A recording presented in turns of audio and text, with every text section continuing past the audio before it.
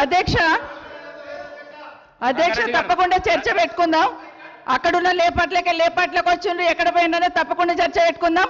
గౌరవ ముఖ్యమంత్రి గారు ముఖ్యమంత్రి అయిన తర్వాత కేసీఆర్ ఇంటి మీద వాళ్ళ కాకి నా ఇంటి మీద వాళ్ళతో కాల్ చేస్తాడు. ఎంతమంది ఉన్నారు అధ్యక్ష ఇప్పుడు అక్కడ? ఎందుకు చేర్చుకున్నారు అధ్యక్ష?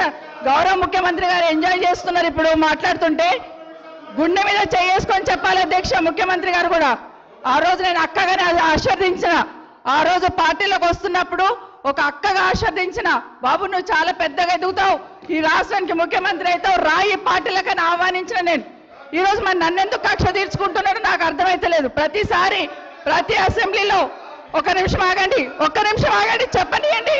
ఒక ఆడబిడ్డకు బాధ అవుతుంటే వినే స్థితిలో లేరా? వినే స్థితిలో లేరా మీరు? ఎందుకు నన్ను టార్గెట్ చేసిండు?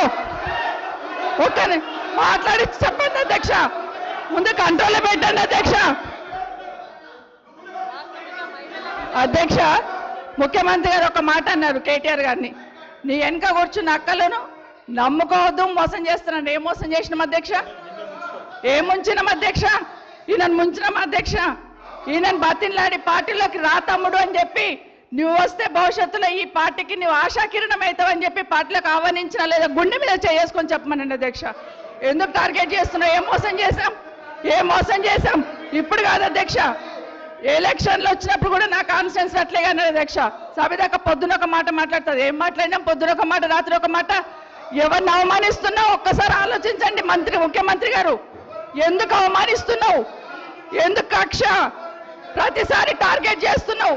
ఈరోజు ఏం మోసం చేసినాం? మేము ఆడబిడ్డలం విత్డ్రా చేసుకోవాలి అధ్యక్ష.